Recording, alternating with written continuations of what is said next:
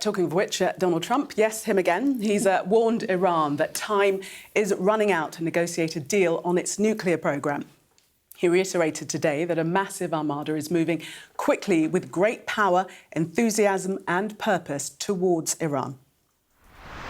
We have a large armada, flotilla, you can call it whatever you want, heading toward Iran right now. Even larger than what we had in Venezuela. We're now sending actually a larger number of ships to Iran, and hopefully we'll make a deal. If we do make a deal, that's good. If we don't make a deal, we'll see what happens.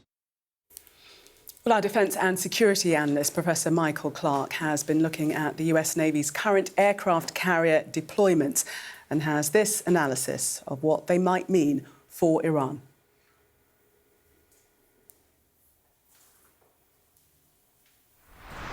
If we look at the current positioning of the US Navy's aircraft carriers, it gives us a sense of the power the Americans have around the globe and what Donald Trump just may be thinking in relation to Iran. So, the carrier, the USS Roosevelt, has been spotted leaving its base in San Diego in California. Now, this could be to relieve the USS Washington, which is in the Sea of Japan. It's on a permanent deployment there. And the Washington could be going back home because the Roosevelt arrives, or the Washington could actually go to the Middle East. Or maybe the Roosevelt should be heading to the Middle East itself, though it would take it a long time to get there from California. But that's what we know is happening. A second US carrier, the USS Eisenhower, has also been deployed from Norfolk in Virginia. Now, the original idea seems to have been that it would relieve the USS Ford, which is in the Caribbean. The carrier George H. Bush was in the Western Atlantic, looking as if it was preparing to do that, but that is returned to Norfolk, possibly due to a technical problem.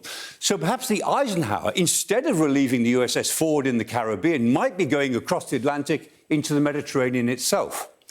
The USS Ford, which was used in the operation to capture Venezuelan President Nicolas Maduro, and that would normally be rotated about now, sent home. But given the events elsewhere, the US Navy may choose to leave it in position just a little while longer. And already, the USS Lincoln has arrived from the South China Sea all the way to the Arabian Gulf off the coast of Iran. And it's been conducting exercises there, and this currently forms the basis of the armada that Donald Trump has threatened Iran with. That now means that 5 of the 11 carrier strike groups the US has are now at sea on operations. And it looks as if the US wants to give itself the option of having a second or even a third carrier strike group somewhere in the region within operational reach of Iran sometime in the next week to 2 weeks. Not the least significant is the arrival from the United States of more combat aircraft. F-35s are confirmed flying via the US air base in the Azores, the archipelago in the North Atlantic. And F-15s appear to be on their way into the theatre as well.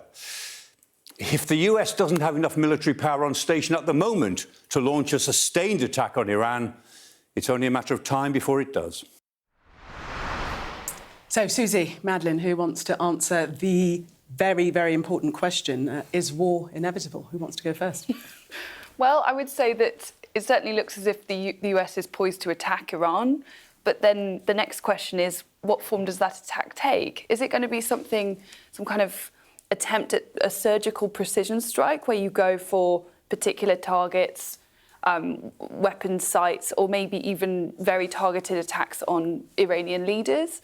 Or does it look like something more sustained, which could involve elements of regime change? I mean, there's just so many variables at play here. And obviously, Western intervention in that part of the world hasn't always ended fantastically well. So there are big questions about the extent to which America will want to be involved in the long term. We've already seen recently how they performed a strategically very effective attack in Venezuela, kidnapping Nicolas Maduro, and having the wherewithal to do that suggests a very high level of military intelligence and capability. There is perhaps a feeling that having done that successfully, they feel that, this is something they could also achieve successfully. Well, with 5 of the 11 carrier strike groups at sea on operations, it does seem as if they mean business. Yeah, they're still probably a good week away from actually being where you need to have them.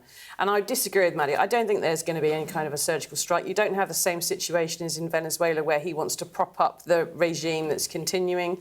As he said there, what he's interested in is a deal. And if he was going to listen, if he was going to go and bomb Iran and get rid of the mullahs because of the fact they've been killing people at a faster rate than the SS were managing of some days in the Second World War, I would actually have to like the man. As it is, that's not what he's going to do. He's posturing, he's putting all his tanks on their lawn, and he wants to do a deal over oil and the nuclear project. They've been rebuilding the nuclear sites that he didn't bomb very successfully last time, and he wants to do a deal for a huge amount of resources, which at the moment Russia's getting a lot of the oil out of there. It's as simple as that. When he gets that deal, he's not going to care how many protesters have been murdered, how many young women have been abused and raped in custody. Well, he had previously said that he was coming to their aid. And then he just sat on his hands. And they needed him. They needed him a week ago.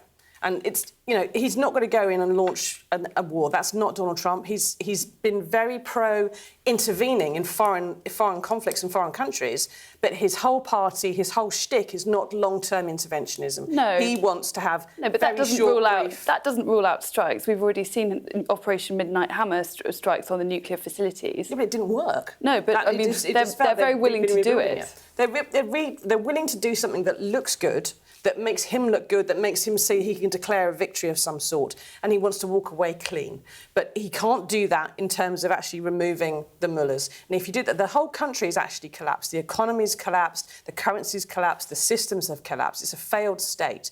In order to, if you were going to take off the head out of that, take the keystone out, you have to provide a regime. You have to have something to run it.